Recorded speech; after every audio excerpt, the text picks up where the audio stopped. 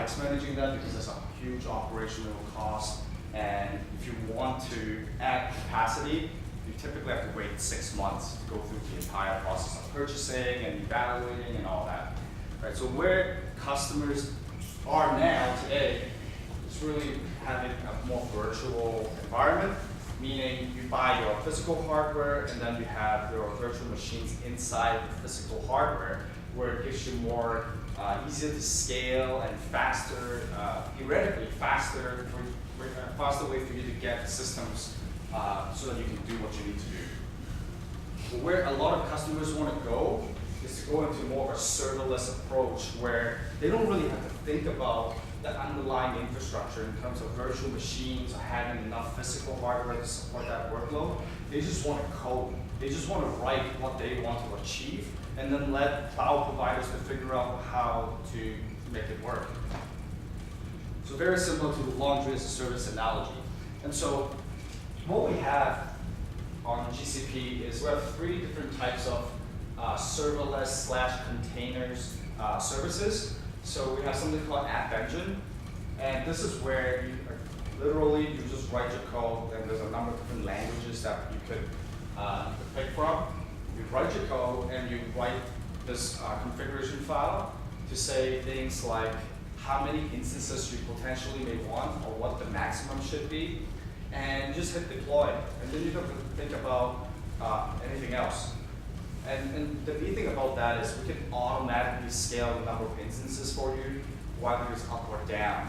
So let's say, for example, actually this is a really good story. So this was about 3 weeks ago. I had a customer on a Thursday send me an email and said, hey, can you get on a call with me? I have an application that's about to go live, and I need to make sure we have enough capacity, and can you just review our architecture? So I said, great, okay, let's just jump on a call. So I went on a call, and I started asking them questions.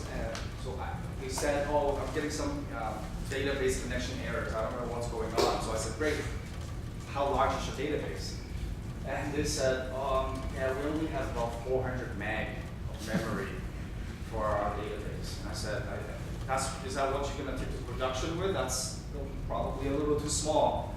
And I said, no, we're not doing that. We're going to have a larger system when it's in production. So then my question to him was, why wouldn't you just spin up the same instance in production as in staging and QA? Because you need to test your environment, whether it's able to support that type of traffic that you expect. And so within that call, we quickly just change out the instance type. We also, instead of having just one instance of App Engine running, we just set a minimum of, say, 15, and just let it go. And they don't have to go back and making sure that they have enough resources. They were able to rely on us to scale horizontally so that they don't have to think about that kind of work. We also have something called Kubernetes Engine.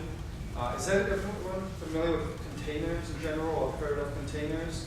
Yeah, so containers is a very, it's a concept that's been around for a bit, but it's something that is really catching on with the industry today. And what we find is that Kubernetes is something that a lot of customers want to get into. Just to give you a little background, so Kubernetes is an open source project that started by us, and this is about 5 years ago. And what we did there was we've been running containers for more than 10 years. And we took the learnings based on all the things that we did internally, and we released Kubernetes as the container orchestration engine so that it could do things like auto-scaling, auto-healing, making sure that you have the number of containers that you want to run at any given time, and things like that.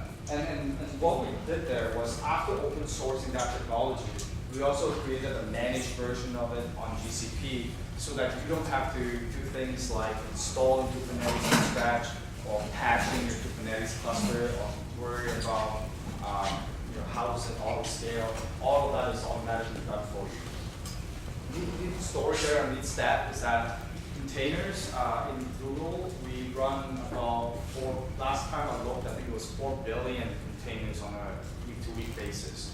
And so we really took a lot of the learnings, and some of the learnings were pretty rough, but we took all those learnings and we created this open source project on Kubernetes. and now we can manage certain offering. Lastly, we have something called cloud functions. So this is serverless application development. So what this allows you to do is, again, gives you a subset of languages just to keep it a little more contained, but this will allow you to write small snippets of code and have event-driven execution of the code. So for example, let's say if you put files into a storage bucket and you want to do some ETL or do something with the files, we can watch for any changes into those cloud storage bucket and execute the code on your behalf. There's the 4 billion containers number that I shared earlier. And then Google App Engine. Right? So some use cases or testimonial. So Best Buy is using App Engine for some of the applications that they're deploying. And the stat that they gave us was that it really only took them from 1/4 to 1/10 of the resources they typically would have to use. So this would cover things like operational, overhead, development, testing, all that local resources. They really don't have to spend that much now to develop the applications that they want. New York Times, not sure how familiar you are with crossword puzzle, New York Times. So that's running on App Engine. And to them, it's just because it's so easy for them to experiment and iterate and do different iteration of the applications that we want to build with App Engine. All right, any question so far? We're going really fast here. And so one area that I think Google can really differentiate ourselves is on data processing and machine learning. If you think about how much data that we have to process on a day-to-day basis, I believe the last time I looked, I think the internet index itself is about 100 petabytes. And we take multiple snapshots on a regular basis, index it, and serve up the results in milliseconds because you go and use the search engine. Right? And if it's anything beyond that, typically you as users will think that something is wrong. If a Google page doesn't come back in less than a second, you would think your internet connection is probably broken. Right?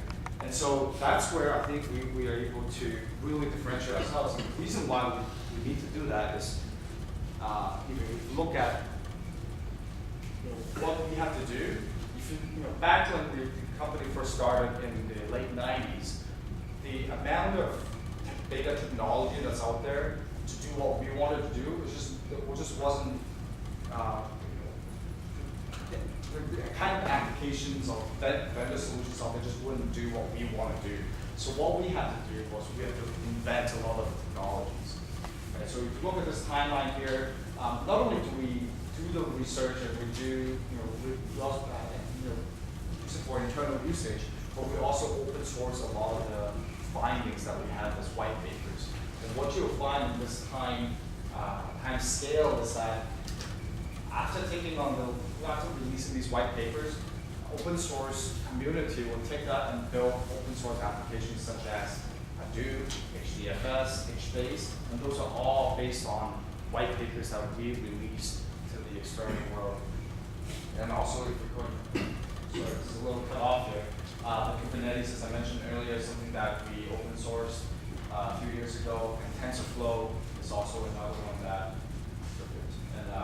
TensorFlow is another one that we released a few years back. And so what we've done, as I mentioned earlier, is we've taken a lot of the internal technologies and we have externalized them through GCP. Right? So you can see, these are all the different data services that we have, and I'm going to go into more details as to what they are. Just do that right now. But before I get to that, so one thing that what we want to help customer achieve, and the reason why we want to do it is because this is how we do things at Google. Okay? So if you look at the amount of data that we have, we don't want our developers to have to worry about the little things. Right? So that is the traditional way of handling data. So for example, you have a team that has to take care of things like programming, of course, everyone has to do, but resource provisioning, handling the scaling aspect of it, making sure that the systems are reliable, and so on and so forth. Utilization improvement, that's another big one. What we want is to send our developers and software engineers to spend their time on is doing the programming piece and to get the insights out as quickly as possible. Okay? All the other stuff, you as an individual shouldn't have to think about that because that's not really providing the value. The value is in the insight. And so I want to walk through a data pipeline at a higher level. So if you look at the different buckets of services that we have, first you need to capture the data, you need to process the data to do something with it, and you have to store the data. After that, you might do some analysis.